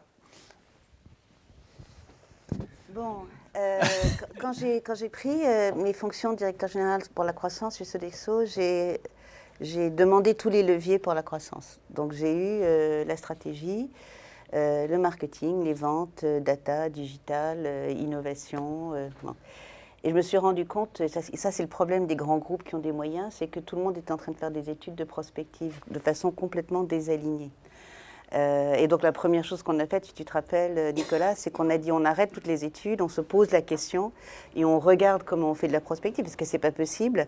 Et notamment, il y avait une question qui se posait sur la marque, où les gens étaient très avancés sur des réflexions qui auraient dû en fait démarrer d'une stratégie. Donc je dirais que je ne sais pas quelle est exactement la réponse, mais c'est peut-être un des points organisationnels auxquels il faut faire attention, c'est qu'on n'est pas des silos dans lesquels tout le monde fait de la prospective et qu'on est bien 3-4 personnes, on n'a pas vraiment besoin de plus de monde que ça, mais qui articulent l'ensemble des réflexions. Et surtout, c'est ce que disait Gaël, qui font rentrer dedans toutes les parties prenantes, et pas simplement les opérationnels. Et du coup, ça peut être la prospective qui soit ce point carrefour, ou est-ce que c'est d'autres... Ça peut être, moi je pense que ça dépend des groupes. Nous, on avait créé cette fonction direction de la croissance, donc c'était facile, quoi. Ouais. Dans d'autres groupes, je l'ai vu beaucoup à la stratégie, hein, ce qui a un sens, puisque c'est... mais ce qu'il ne faut pas... Le problème, c'est que si c'est à la stratégie, des fois, le marketing ne se sent pas très à l'aise avec la stratégie, parce qu'on est encore une fois sur des temporalités un peu différentes. Alors, quand on met la finance dedans, ça va, parce que la finance aussi fait de la prospective. Donc, où il faut que ce soit articulé, ça c'est quand même la fonction d'un directeur ou d'une directrice générale, hein, c'est d'articuler toutes ces choses-là. Je ne sais pas, oui. Oui, ça va me permettre de compléter aussi la question sur les écueils. Alors déjà, effectivement, j'ai souvent travaillé avec des agences de tendance de marque, pour répondre déjà sur la première question. Alors déjà, il faut bien se mettre d'accord sur la temporalité et la géographie. Parce que souvent, le malentendu déjà commence de là. C'est-à-dire qu'en gros, ça c'est une question, je pense, de rigueur. Donc déjà, on est sur quel horizon? Parce que 2 ans, 5 ans, 15 ans, 100 ans, ce n'est pas du tout le même horizon. Des fois, les gens mélangent un peu. Et on est sur quelle géographie? On est le monde, l'Europe, Paris 7e arrondissement. On est, voilà. Donc, et là, il faut effectivement... en tout cas, moi, dans mon rôle de manager de prospectiviste, parce que c'était ça, en fait, c'est-à-dire, oui, attends, on a dit le monde, mais enfin, ça fait 1 heure que 95% de tes exemples, ils sont intrapériphériques. Donc, voilà, on va parler de Bombay maintenant. Voilà, donc, il faut apporter cette rigueur. Ou bien, tu n'arrêtes pas de faire référence à des situations du présent ou à des clients du présent. Mais moi, ma question, c'est le client du futur. Il est où dans ton... Voilà. Bon, mais ça, c'est de la rigueur, c'est du challenge. Donc, il faut déjà bien se cadrer sur le fait qu'on parle de la même chose. À partir du moment où on parle de la même chose, on voit que, généralement, les gens des marques sont sur un horizon plus court. Et la prospective, elle, va leur donner des possibles au-delà. Mais au moins dans un discours qui sera stabilisé, en fait. Parce qu'on parlera bien on saura de quoi on parle. Voilà. C'est souvent ça, l'écueil que j'ai pu observer. Et quant aux directions d'innovation, alors, je pense qu'il y a souvent plus de prospective que ce qu'ils pensent, ou que ce qu'ils voient, en fait. Parce qu'une fois de plus, la prospective, c'est quelque part un peu naturel, quoi. C'est quand même rare d'avoir des gens qui ne se préoccupent pas du tout de qu'est-ce qu'il arrivera dans 15-20 ans. On ne m'a jamais dit, non, rien à foutre. Donc ça, c'est quand même rare. Après, savoir le prendre, c'est autre chose. Donc souvent, il peut y avoir une prospective diluée, et c'est clairement pas ce que je recommanderais, parce que qui dit dilué, dit risque élevé de manque de professionnalisme, c'est quand même un métier. Il faut quand même s'assurer notamment qu'on maîtrise les biais cognitifs, parce que quand on fait de la prospective, tous autant qu'on est, on rentre avec ces biais cognitifs. Donc qu'est-ce qui nous prouve que telle direction a bien fait l'état de la pensée? C'est très important, ça. Est-ce qu'ils sont allés voir les pensées divergentes? Ou bien est-ce que finalement, ils ont vu Pierre qui répétait ce que disait Paul, qui répétait ce que disait Jacques, et finalement on est dans un tunnel. Donc ça, c'est du métier. Et donc, quand c'est pas maîtrisé, quand c'est fait comme ça, un petit peu en plus du travail, je dirais, il y a ce risque. Mais souvent, il y a des insights prospectifs. Et les directions établies de la prospective, comme celle que j'ai dirigée et celles qui existent, elles sont souvent confrontées à ce type de challenge. Ah oui, mais un tel a fait une étude prospective et c'était différent. Non, ce n'était pas différent. C'était un scénario, Je l'avais d'ailleurs, je t'en ai parlé, mais je te parle aussi des autres, en fait. Voilà. Bon, donc je dirais, j'ai une réponse un peu ambiguë. Souvent, il y en a plus que l'impression qu'on a. Alors, je sais pas, ils ont dit 7%, mais ça ne me paraît pas concevable de faire de l'innovation à plus de 5 ans sans avoir un insight quelconque, donc de la prospective. Après, voilà, est-ce qu'il est fait de manière suffisamment rigoureuse, sachant qu'il y a beaucoup de pièges Non, mais on doit le faire sans le dire, d'une certaine manière. Voilà, c'est ça. Mais quand on le fait sans le dire, on commence à rentrer dans une zone de risque qui peut être notamment de la pensée monosourcée.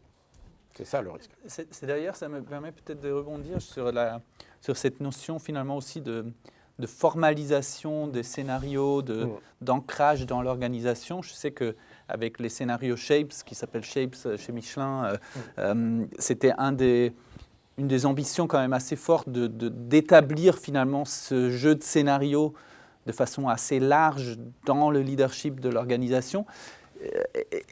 Comment ça apporte, qu'est-ce que ça a fait finalement, cet établissement finalement de référentiel des scénarios Shapes, et qu'est-ce que ça a changé aussi dans l'interaction des dirigeants finalement avec le futur?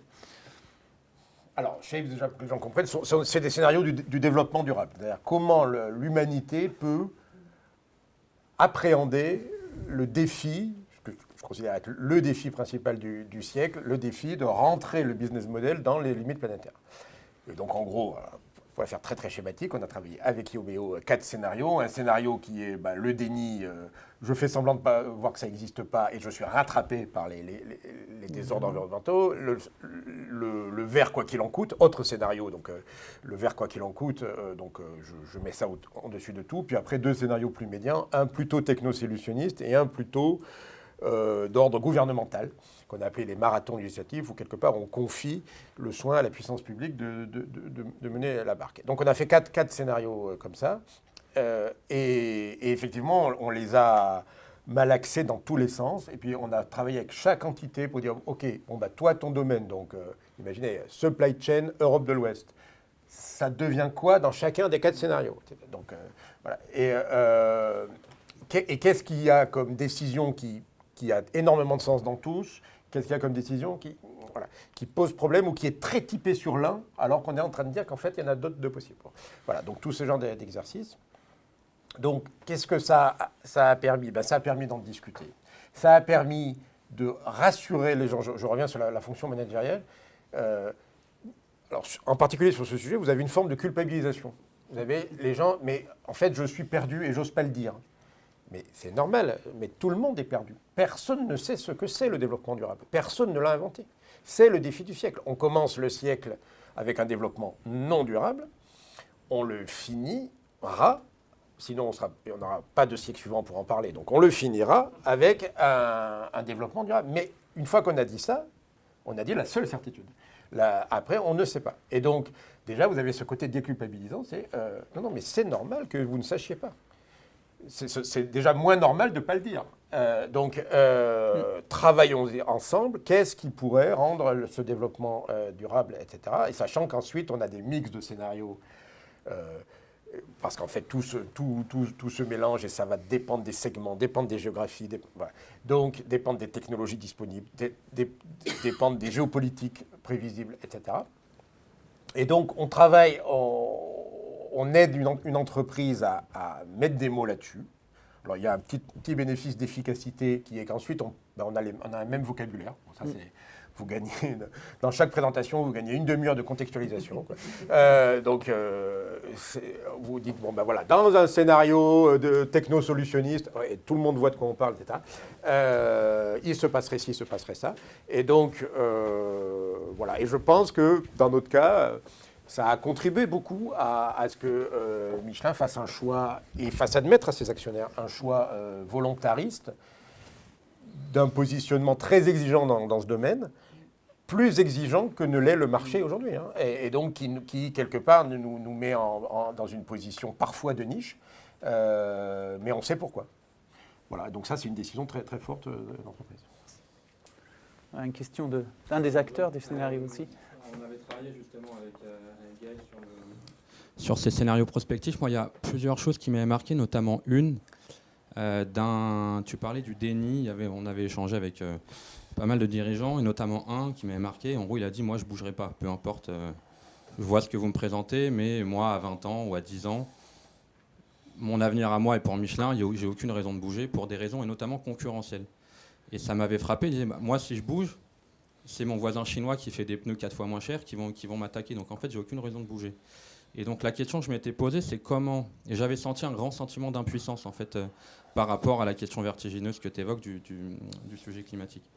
Et donc, la question que je m'étais posée, c'était... pour la réflexion que je m'étais faite, c'est comment un acteur aussi grand soit-il comme Michelin peut bouger seul sur des questions comme ça. Et du coup, la prospective m'a fait bouger un interne, mais finalement, je m'étais dit, elle reste impuissante si elle ne fait pas bouger plusieurs collectifs au sein d'une industrie. Et d'autres démarches, j'ai participé à la Convention des entreprises pour le climat, en fait, ils ont pris ce constat-là à la racine et dit il faut bouger ensemble. Et donc la question que je me pose, et j'entendais que vous avez travaillé ensemble, comment faire face à l'impuissance d'un acteur, aussi grand soit-il, dans l'industrie et autres secteurs, et comment faire pour finalement prendre ces questions ensemble pour éviter les pièges finalement du déni ou de l'impuissance par rapport à ces risques concurrentiels, notamment, qui sont un des risques majeurs de dire je vais mourir si je bouge le premier ou seul ou avant les autres, quoi. Nicolas, t'en penses quoi, toi? Tu vois ça de... Alors, non, mais moi je trouve que c'est vrai, c'est saisissant. Bon, la question du risque climatique, elle est parfaite en termes de prospective. On doit se demander vers quoi on va. Et si on ne veut pas se poser la question, pour moi, il y a un problème idéologique et pas vraiment scientifique. Et peut-être que c'était tenable il y a 5-10 ans. Et je pense que la fréquence des événements climatiques auxquels on est tous exposés nous ramène un peu sur Terre. Donc on est dans l'adaptabilité permanente. Alors peut-être que ce qui est différent en Europe et pour les banques, c'est que la Banque Centrale Européenne et l'Europe en général, d'un point de vue institutionnel, s'est positionnée sur le sujet avec l'ambition d'être pionnier en la matière. Alors, est-ce que c'est parce que l'hémisphère nord va être affecté plus rapidement? Est-ce que c'est la densité de population? Enfin, il y a un certain nombre de facteurs. Est-ce qu'on a les moyens peut-être de faire cette transition, même si on ne peut pas la faire seul? Donc, pour les banques, le régulateur, et même nous en tant qu'agence de notation, on a l'autorité des marchés financiers, on a la Banque Centrale Européenne qui nous demande « ESG, qu'est-ce que vous en faites ?» On s'attend à ce que vous ayez un discours, vous articuliez aussi votre compréhension des risques, comment est-ce que les banques gèrent ce sujet. Je connais quelques banques pour lesquelles ce n'est pas une priorité. Mais le régulateur commence à faire, comment est-ce qu'on dit, le shame naming, c'est ça la Banque Centrale Européenne l'a dit, il y aura des amendes. Ceux qui ne veulent pas réagir s'exposent à des risques, c'est irresponsable, il y aura des amendes. Et donc, ce qui est important, c'est de savoir par rapport à quoi quelles sont les attentes du régulateur. Donc, je pense que là, le régulateur a vraiment un rôle vraiment de rappel, de réveil, mais avec des attentes qui sont claires et clarifiées. On sait tous qu'on avance un petit peu encore à l'aveugle pour savoir comment faire. On a la CSRD qui arrive en Europe aussi, qui est un effort considérable pour toutes les entreprises en termes de transparence. Et avant tout, un effort pour se poser chacun la question en termes de matérialité. Suis-je exposé à ce risque et à quel horizon? Et on voit les débats sur est-ce qu'on est 2, 5 ou 10 ans, ce qui est déjà considérable en termes de projection. Donc le régulateur a un rôle important, un rôle de rappel. Et quand tout le monde est à la manœuvre et qu'on est aussi sur un marché, c'est-à-dire il y a offre et demande, et qu'on voit que côté demande, il y a des attentes aussi de plus en plus fortes de la part des consommateurs, même si c'est chahuté aussi parce que c'est encore incertain. Je pense qu'il y a des dynamiques de marché qui font que les outliers sont en risque, sont vraiment en risque. Est-ce qu'il y aura des stratégies de niche? Est-ce que des hedge funds à terme seront prêts à financer à des taux beaucoup plus élevés ceux qui décideront de ne pas faire la transition? Peut-être. Mais je dirais le paquebot est en train de faire le virage et ça semble difficile de ne pas le prendre en compte en fait, au niveau des entreprises individuelles. Merci. Au niveau de la direction générale, par rapport à soit l'externe qui nous rappelle constamment qu'en fait il y a un monde autour de nous qui n'est pas que les concurrents ou les clients, il y a d'autres personnes. Par rapport aux gens dans les fonctions qui aident vraiment à objectiver, parce qu'il faut avoir cet exercice d'objectivation, à un moment donné, la direction générale doit prendre une décision. Et les gens qui ne suivent pas, eh ben, ils peuvent partir. Excusez-moi, mais ça fait aussi partie de ça. On donne... J'avais un patron américain qui disait « 3 strikes, you're out », comme au baseball. Donc, on vous donne votre chance de dire ce que vous pensez. Si vous ne voulez pas suivre, eh ben, vous ne suivrez pas. Mais à un moment donné, il faut bien qu'on décide si on est en scénario 1, 2, 3, 4 et pourquoi. Peut-être qu'on va prendre une dernière question, puisque je vois le temps qui tourne. Fiona et Alexandra, allez. Allez. Prends deux. Donc en fait, ma question c'est, à vous entendre, j'ai l'impression en fait il y a une grosse part de savoir-être chez les prospectivistes. Donc Sylvia, vous parlez de l'ambition, et Gaël a parlé de cerveau gauche, et vous avez également parlé de biais cognitifs. Donc, je voulais savoir, pour vous, quels sont les savoir-être qui sont essentiels pour vous en tant que prospectiviste? Est-ce qu'à un moment donné, vous êtes sur les mêmes compétences qu'un coach quand vous avez en face de vous des dirigeants? Donc, et d'ailleurs, dans votre travail, quelle est la part des outils créatifs? Par exemple, je ne sais pas, utiliser le dessin pour stimuler la créativité, le cerveau droit, ou de faire, je ne sais pas, de faire des exercices de gym ou de yoga dans votre salle de réunion, des choses comme ça. Voilà, merci. Merci. On ajoute tout de suite la question d'Alexandra. Tout à l'heure, quand vous avez parlé de biais cognitifs, ça me fait penser justement qu'on n'a absolument pas parlé de l'IA et d'autres outils finalement technologiques qu'on utilise tout le temps aujourd'hui dans le court terme.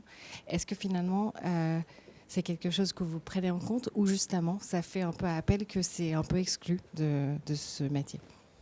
Merci. Merci. Alors, savoir-être IA. Joli combo. En fait, le savoir-être, peut-être que nous, on est vraiment, je dirais, peut-être qu'il y a des choses qui se passent, les dirigeants sont préparés, il y a peut-être des conseils, des fonctions support qui les aident à parler aux agences de notation, mais après, la personne est seule, en fait. Et le savoir-être, s'il n'est pas connecté au réel, à la stratégie et finalement à des chiffres, par exemple, tout un discours sur une stratégie digitale, et on voit qu'en termes de compte de résultats, la base de coûts reste très élevée et ne devrait pas s'améliorer sur un horizon donné. Il y a un problème d'efficacité opérationnelle. Donc on veut vraiment, oui, un beau discours, des envies, une sensibilité au réel, mais en même temps une traduction dans une stratégie connectée à la réalité aussi. Donc voilà, le côté savoir-être, ça ne peut pas être de l'enfumage, voilà, pour dire les choses comme ça. Premier élément. Et peut-être l'intelligence artificielle, beaucoup de discours, beaucoup d'attentes. Moi, je crois qu'actuellement, en fait, on n'a pas trouvé dans la notation financière d'algorithme qui donne de manière infaillible des perspectives sur les probabilités de défaut des entreprises. On n'a pas encore construit ce modèle basé sur tout le passé qui nous prédirait le futur. Peut-être que ça va nous aider comme outil décisionnel pour appréhender beaucoup plus facilement, beaucoup plus rapidement des grandes masses de données. Mais à ce stade, la valeur prédictive encore de l'intelligence artificielle, on parlait tout à l'heure, en attendant, de l'outil aussi de traduction des langues, le passage d'une langue à l'autre, et qu'est-ce qu'on a comme résultat? Est-ce qu'il est automatiquement communicable? Non, on est encore en train de passer derrière, d'améliorer le résultat que les outils nous communiquent. Donc il y a encore une marge de manœuvre, je crois, très très importante. Peut-être une aide à la décision, mais pas d'infaillibilité, en tout cas à ce stade. Donc ça reste quelque chose en devenir. Voilà. Ça pourra changer très vite peut-être, mais l'humain reste encore au milieu de la décision. Oui, absolument. Moi, je dirais que c'est une question entre l'intelligence naturelle et l'intelligence artificielle. L'intelligence naturelle des entreprises vous dit que le savoir-être, c'est d'abord de travailler en équipe. Moi, je suis très intellectuelle, moins blablabla. Donc, je travaille avec des gens qui sont différents et je pense que c'est très important de reconnaître deux choses. D'abord, c'est un processus, donc il faut suivre les étapes du processus. Je veux dire, garbage in, garbage out. Mais là-dedans, on amène toute l'humanité de l'entreprise. C'est vraiment le côté presque le plus humain de l'entreprise, toute cette partie prospective. En termes d'intelligence artificielle, l'intelligence artificielle, ça fait quoi? Ça fait 20 ans que ça existe et ça fait 1 an qu'on en parle. Donc je pense qu'il y a beaucoup d'utilité, notamment dans le data crunching, ça c'est vrai. Les algorithmes ont encore beaucoup de biais cognitifs, répondent pas toujours aux bonnes choses, mais je pense que là, la décision sur notre avenir, la décision sur l'avenir ou les choix qu'on fait, c'est quand même quelque chose de très humain. Difficile à voir la décision ou le choix uniquement en intelligence artificielle. Mais je suis peut-être une vieille schnoquette, donc... Donc, il y a beaucoup de questions alors, dans ces questions. Alors, sur le savoir-être, c'est un métier d'influence. Donc, effectivement, le savoir-être est critique. Il y a probablement plusieurs styles possibles. Mais en tout cas, je recommanderais énormément d'écoute. Beaucoup de respect pour les gens auxquels on parle.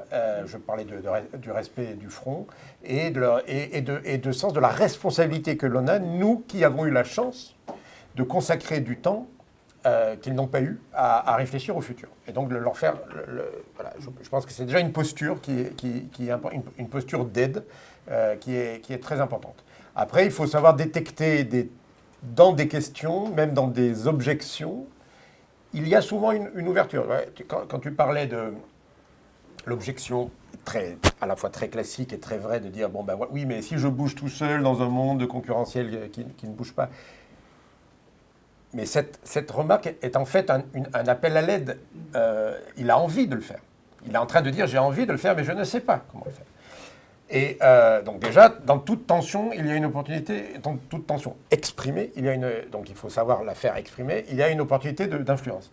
Et deuxièmement, dans tous les cas que j'ai pu observer, en fait, il y a un chemin entre le grand Big Bang dont tout le monde décide ensemble, voilà, la page blanche, on recrée un nouveau monde formidable, ok, mais ça arrive quand même pas très souvent, et puis je fais rien. Ben souvent, il y a quand même un petit peu les deux. Et le seul fait qu'il ait exprimé cette tension était sans doute une porte ouverte. Ce n'était pas l'objet, là, c'était une interview, mais était sans doute une porte ouverte à... Ok, mais d'accord, mais alors, quand même, puisque tu as envie de le faire manifestement, tu as bien des idées, etc. Bon. Donc, voilà, c'est ce côté interaction. Et sur l'intelligence artificielle, alors c'est évidemment un des sujets essentiels du futur. Moi, je crois même que c'est une des pistes de solution au problème de remettre notre modèle économique dans les limites planétaires, parce que c'est des technologies qui permettent de gérer une masse d'informations très supérieure à celle du cerveau humain. Donc on est sur une discipline, on l'a peu dit, systémique. Souvent, la prospective, c'est un peu le sanctuaire de la pensée systémique dans l'entreprise. Pour avancer, la décision se nourrit de pensée réductionniste. Toutes choses égales par ailleurs. Toutes choses égales par ailleurs, j'ai le choix A, le choix B, je fais ça. Ça, c'est comme ça qu'on avance en décision. Mais en fait, les choses ne sont jamais égales par ailleurs. Et celui qui le rappelle, c'est le prospectiviste. Donc ça complique beaucoup, ça peut paralyser, et donc il faut qu'il ait du respect pour le fait que de temps en temps, on dit « Ok, j'ai compris, ça dépend, mais je dois décider. » Okay, mais l'intelligence artificielle permettra probablement de mettre bien plus de paramètres dans des équations que le cerveau humain peut le faire. Mais la matière première, c'est une information, c'est un fait, et un fait, grammaticalement, c'est un participe passé. C'est-à-dire qu'elle ne manipule que du passé. Elle ne peut pas être alimentée de futur. Qui va l'alimenter du futur? Donc c'est un formidable outil pour comprendre le passé et le présent, ce qui est donc notamment le présent extrêmement critique, mais je pense que par construction, elle ne peut pas prévoir le futur. Elle peut juste éventuellement faire la synthèse des courants de pensée sur le futur. Et ça c'est un outil d'efficacité, alors là, très, très pratique, parce que quand on avait une question, quand un département prospectif a une question, on passait 1, 2, 3, 4 jours à faire l'état de l'art. C'est vrai que maintenant, c'est plutôt 1, 2, 3, 4 minutes. Donc ça, c'est un gain. Mais le gain s'arrête là. Les débats sont riches. Je vois néanmoins l'heure effectivement qui a dépassé. Je voulais vous remercier effectivement tous les trois pour ce débat. Et puis peut-être j'invite à ce qu'on puisse poursuivre les échanges autour du café et des croissants.